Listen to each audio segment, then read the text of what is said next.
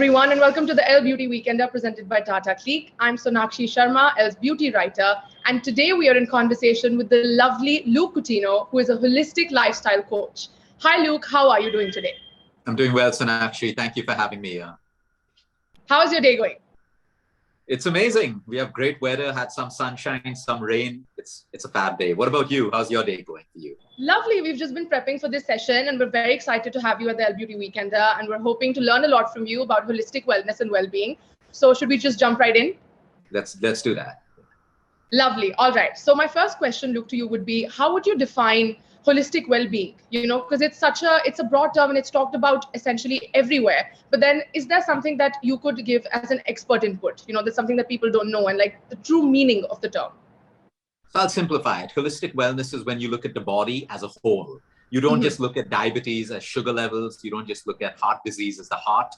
It's the body and the mind. They're both interconnected. So whatever problem you may have, or if you're looking at the prevention of disease, or something as simple as the quality of your hair, the quality of your skin, you're looking at beauty.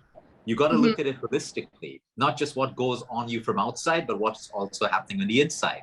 So if I'm looking at improving my gut, I'm going to have better skin. If I want better hair, it's not just about the shampoos that I use. That's great too, but it's what I feed myself. So when we talk about the word holistic, it's a 360-degree view of the human body and the human mind together. You put it together, and that's how you look at prevention and recovery of diseases. Right. So you have just mentioned that it's about what you feed to yourself as well as what's on the outside. So it's like an amalgamation, right? So then, extensively people have spoken about the gut and, the body relationship and the acne and everything that comes from if you have a bad gut in terms of beauty and coming into, skincare problems. So then would you say that the gut and body relationship is sort of bigger than it's made out to be, and people should focus more on that? Absolutely. People don't understand that the gut and the brain, they're connected. There's an axis that connects. It's called the gut-brain axis. So whatever's happening on the outside is regulated on the inside. So let's take an example. A lot of men and women wake up with puffy skin. Okay. And they're like, what do I do? Again, regulation of the gut, unless of course it's a severe kidney issue. It's regulation of your hormones. If you're sleep deprived, it shows on your face the next day. If you're sleep deprived, you tend to, crave more of the carbohydrates and sugars because you're sleep deprived. So the gut regulates everything. In fact, it's called a second brain, the enteric nervous system. That also has a link with depression, because everyone thinks depression is only in the head, but it starts off in the gut because the hormones involved in depression are regulated again by the gut. So there's a massive connection. And if you look in India, 1 in 2 or 3 people have gut issues. Symptoms like acidity, bloating, constipation, IBS, colitis. These are all signs. You don't have to get worried, but you got to listen, and your body's trying to tell you, hey, take it easy. Something's wrong with my gut. Fix it. And you fix that and everything else starts to get better. Right. So you've just spoken about depression. I think that's such a key point. I don't want to, give this as a cause-effect relationship, because I think that's too done and we can't be reductive in that sense. But would you then say that stress and emotion affect our body way more than we make it out to be? Absolutely. It's everything. In fact, today people talk more about nutrition. Nutrition is very hyped up. It's important, but it's hyped up. Exercise, important, but it's hyped up. It's your emotional wellness. Everything starts off in the mind. Everything, and manifests to the physical body. Today, science is showing us that every possible disease is also connected with the emotional level of a person. So, if there was a paradigm, I would put emotional wellness at the top. It's impossible for the physical body to get better or to prevent the onset of disease when the mind isn't happy, when the mind is constantly battling with stress. So stress regulates hormones again. It regulates your hormones. So if there's too much of stress, you're regulating hormones that can turn on or turn off a gene that can lead to a condition in your body. So stress really is a huge thing, but most people don't want to face it because they're like, everyone has stress. Yes, everyone does, but what are you doing about it is the question. So people try to put people try to put band-aids, like they try to improve. You can have the best nutrition, you can have the best exercise, but if your stress levels are chronic, see, a little bit of day-to-day stress, that's good for us. I'm talking about chronic emotional stress, negativity, resentment, guilt, anger, envy. We all have all of this, but when it's persisting day in, day out, not allowing you to sleep, making your self-esteem drop, that is the stress which is dangerous for you. And we need to look at that. So then would you say that consistency sort of makes it worse? That if you have consistent stress, then that's not the right way to live your life, and that does not account as to holistic well-being. Yeah, that's an indicator. See, everything is a symptom is never a bad thing. A symptom is like a warning. And if you take heed to warning and you do something about it, great. But if you don't do anything about it and you keep pushing on the symptom, okay, I'll just wait for that next holiday. I'll just wait for when I get, rich, or when my body is great, then I'll start trying to be happy. No, it won't work for you. It'll actually create, an obstacle towards all of your goals as well as your health. Mm-hmm. So then how would you say that we've achieved a state of wellness, or that I'm well? So as an individual, when would you say that, is there a state, in fact, that where you reach there and okay, you know what, I'm well now? Is there such a thing? It's a continuous journey. We can feel well for instances in a day, and then something happens that pulls us right off. So the human body is constantly working to try to keep us alive. It's always working for you, no matter what we're doing, no matter how much we're, putting against the body. It's always working on the principle of survival. So I think wellness, the beauty of wellness is when we're able to be happy, even though there are ups and downs in our life, even though there are struggles, but we're able to focus on the things that are going well. Because anyone who's trying to wait for that perfect life where you'll have only peace and joy and a great body, it's impossible. It's never going to happen. So we got to learn how to accept the good, the bad, ups and downs. That's one state of wellness. Two is when our medical parameters are good, or we may have some condition, but it's under control. It's under control. We're not on a laundry list of medication and moving on from one new medicine to another. The third is when we can wake up feeling energetic and not fatigued, and we don't need cups and cups of caffeine to get us through the day. That's when we can say we've achieved wellness. I need lots and lots of caffeine to get through the day. I'm so sorry. Yeah. So that means we're fatigued, right? Coffee is great. I love 2 cups a day because I love the taste. It feels good. But if I'm using caffeine as a source of energy, that clearly means that we're fatigued at a cellular level. And your body's trying to tell you to rest more, take it easy, kind of eat better foods. So those are indicators again. Okay. So you just said that then that's an indicator. So then would you say that practicing self-care is sort of a path towards wellness or holistic well-being? It's everything. Because if you, when I say you, we self-care is great. I like to call it you care because I put that responsibility onto you to look after yourself. See, without you care, nothing can work. A lot of people pretend that they care about everyone, but they don't care about themselves. You can't care about someone if you don't care about you. You can't love someone else if you don't love yourself. You can't respect someone else if you don't respect yourself. So then these become all pretentious acts in society and stuff. It comes down to how can I care for me? And because I nourish myself with care, now I can actually go and care for my partner, my children, and other people. So you care is extremely important for success. Otherwise, people appear to have success, but inside they're depressed, they're empty, nothing seems to work for them. So I think it all starts with you, and self-care, you care is extremely important for overall wellness. Right. So you're saying that, I completely agree with the point where most of us are we've conformed to what society wants us to do. That set pattern of life that, you're going to do this one after the other, be it, moving from education to getting married to, having children and all of that. But then it's also about what you want personally. And like you said, if you can't make yourself happy, then you can't, make anyone else around you happy. So I think that's such an important part that even if you want to conform to those things, it should be your decision. It should be your choice. As long as you're making it and you're moving towards on a path that is making you holistically feel better, and you're practicing some self-care routine or self-care ritual, then that would help you, get towards that state of wellness. So then I want to ask you, how would we overlap beauty and wellness in that sense? Because beauty in terms of like just like a self-care routine, or, just practicing something like you said, a you care thing. So then that would be taking out time for yourself, doing something that makes you happy, and, stopping when your body's telling you that, what, enough, I'm fatigued. That's about it. So then how would you say that they overlap together? So I think beauty is everyone's birthright. And the definition is also, different for everyone. Some people equate beauty with just the physical looks. But I always give an example. You can go into a party and you see some of the hottest, I don't mean it in a derogatory way, the hottest men and women, okay? And, but they have arrogance on their face, ego and pride. They don't smile. And no matter how good they look physically, people don't get that good vibe. They don't want to be around them. And then you see someone who may not look so good. Maybe they're pleasantly plump and they have acne on the face, but they have this beautiful smile on their face. They create this energy around them and people want to be with them. People want to be with them all the time, around them. So, again, beauty is also an energy that we let out. And there's, of course, the Instagram beauty, which everyone, kind of looks at, I think beauty is inside out, and we build it by what we feed ourselves, how much of sleep we give our bodies, and even that smile. I think that smile can light up anything. I'm not against beauty from outside as well. Things like makeup, all of that, it's beautiful. But as long as the person using it, it doesn't become their new identity. Because we have young girls and women who come to us and say, look, I hate myself when I don't have my makeup on. When I look in the mirror without my makeup, my self-esteem and confidence is at the lowest. Now that's dangerous.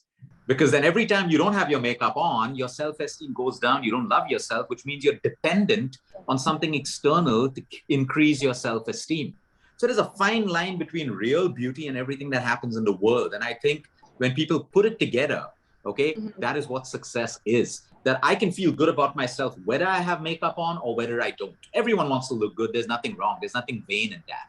Unless it only becomes that I feel like a superwoman or a superman when I'm, when I have something on me. So we got to be careful of that. I think beauty also comes with kindness. There are so many people who are so just genuinely kind, and you don't even look at their physical self. It's just that you see so much of beauty in them. So I think beauty and wellness is everything together. It's not just how we look. It's everything together. So I just want to ask you, picking up on a point that you mentioned, you said that people, women, or any kind of people, they're coming to you and they're saying that, we don't feel good without these certain things, be it, having makeup or doing all of that. But then in terms of Instagram, because we know that social media is a massive influence in everything that we're doing today, do you think that's kind of dangerous then? Because Instagram is all the time, it's telling you that this is the idea of beauty. And obviously people have their own understandings, but in the actuality and the reality of it, most of us, and I believe even me at times, we're looking at Instagram and we're comparing ourselves to these unnecessary standards. And in terms of well-being, everyone's always happy on Instagram. I don't know about you, but as far as I've seen it, everyone is happy all the time. So I think that kind of feeds into this, this dangerous notion that you have to be happy all the time.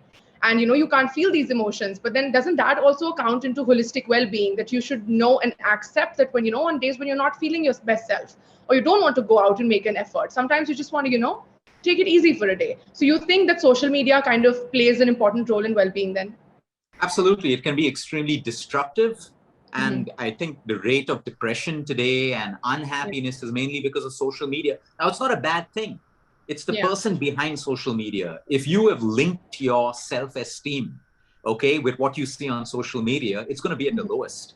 If you have a mind that compares yourself, you can feel inadequate. Let me give you an example of a young girl or boy who wakes up in the morning, looks in the mirror and says, I look awesome, I feel great. And then they spend 5 minutes on social media and they see 5 people who look better than them, have better skin, and all of a sudden they feel inadequate. Now that means that your mind, okay, your self-esteem is so low that comparison, and Instagram makes you, the human mind is such, you have to really be enlightened not to allow Instagram or social media to, keep you on that path. So it is dangerous, absolutely. And you are right. It's a psychological issue that people only want to show their happiest times on Instagram because they're so low that they only want to put the best part of their life on Instagram because every like makes their self-esteem boost up a little more. But the moment they're not on Instagram, they're back to their low selves. So we have to be very careful of this. And the message that comes out has to be fair to everyone. And I tell a lot of people, if you can't handle social media, be off it. Otherwise, it's going to destroy you. At the same time, it can be constructive. Right. Sorry to interrupt you, but I think that's when digital detoxes come in, right? Because for most of us who actually want to be on it, but, just don't want to deal with this kind of self-criticism all the time, or, on days when you don't feel your best self, you just want to take a detox day and, be like, not today, just not happening. No Instagram, no social media, no unnecessary comparisons, and, just take a day for yourself. No, you're right. See, a digital detox, again, is just a Band-Aid approach. Okay. But if you're mindful, you know who you are, you know what your self-esteem is. Nothing on Instagram can ever phase you out. Nothing. So then you don't have to do a detox. Of course, we should reduce our time on social media, but you know that someone else's life, okay, that's great. Today, there's always going to be. So I always tell people who are on social media, remember, before getting on social media, there is always going to be someone richer than you, more prettier than you, more handsome than you, with better hair. And if you're okay with that, then go on social media. If not, your entire life is going to be just a game of trying to get better than someone else. And that's what makes us miserable.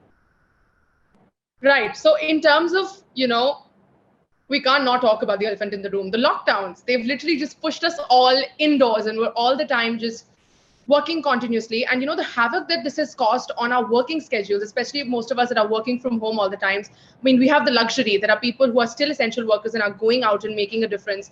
But for most of us who are wreaking havoc, we are just not getting enough time. Do you have any tips or tricks, or to help people who are watching to just tune down their kind of workload and work-life balance in that sense? Because so much is happening consciously, be it this doom cycle of scrolling through stuff or working continuously, or if like me, you're all the time working with media, you're constantly consuming so much stuff.